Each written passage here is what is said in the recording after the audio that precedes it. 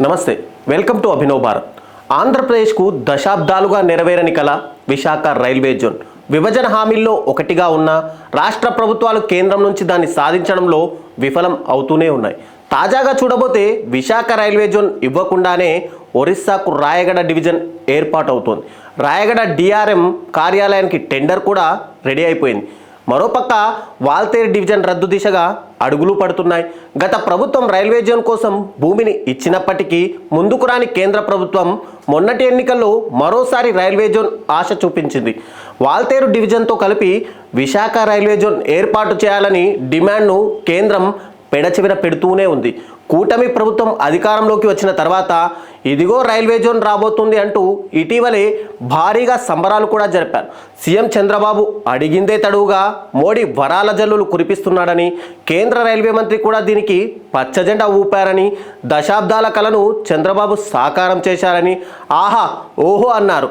ఇప్పుడు చూడబోతే అందుకు పూర్తి విరుద్ధంగా కేంద్రం పావులు కదుపుతోంది. ఇది ఒక్కటే కాదు, విశాఖ స్టీల్ ప్లాంట్పై కూడా కూటమి ప్రభుత్వం ముందు చెప్పింది ఒకటి, ఇప్పుడు కేంద్రం చేస్తుంది మరొకటి. రాష్ట్రంలో ఎన్డీఏ ప్రభుత్వం నడుపుతూ కేంద్రంలో బీజేపీ సర్కారు కోసం అండగా నిలబడి కూడా రాష్ట్రం కోసం, రాష్ట్ర ప్రయోజనాల కోసం కేంద్ర ప్రభుత్వంపై ఒత్తిడి తేలేకపోతున్నారు కూటమి నేతలు.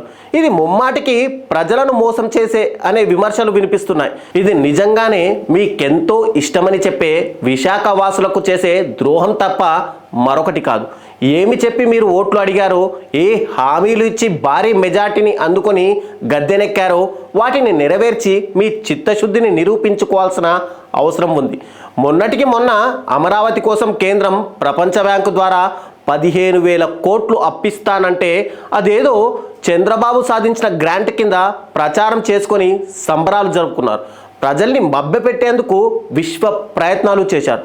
కేంద్ర మంత్రి నిర్మలా సీతారామన్ మీడియా ముందుకు వచ్చి చెప్పాక అందరికీ అసలు విషయం అర్థమైంది. ఇప్పుడు తాజాగా విశాఖ రైల్వే జోన్ విషయంలో కూడా అదే జరుగుతోంది. చంద్రబాబు ఢిల్లీ వెళ్ళినప్పుడు చేస్తున్న ప్రచారం ఒకటైతే, ఆయన వచ్చిన తర్వాత కొన్ని రోజులకు అసలు విషయం బయటకు వస్తుంది. రాజకీయాలకు అతీతంగా రాష్ట్ర అభివృద్ధి కోసం కేంద్రంతో పోరాడాల్సిన బాధ్యత రాష్ట్రంలోని కూటమి నేతలకు, ప్రతిపక్షాలకు కూడా ఉంది. రాష్ట్ర ప్రయోజనాలు సాధించేందుకు అన్ని రాజకీయ పార్టీలు కలిసి పనిచేయడం ఆంధ్రప్రదేశ్కు అత్యవసరం. ఇందులో అందరికంటే ఎక్కువ బాధ్యత కేంద్ర ప్రభుత్వంలో భాగస్వామిగా ఉన్న చంద్రబాబుదే అనేది నిర్వివాదాంశం. నాయకులారా, మీ పనితనం మీ అధినాయకులకు తెలియజేయాలనుకుంటున్నారు. ప్రజలారా, మీ సమస్యలను మీ నాయకులకు తెలియజేయాలనుకుంటున్నారు. ప్రజా సమస్యల పరిష్కార వేదిక మీ అభినవ్ భారత్.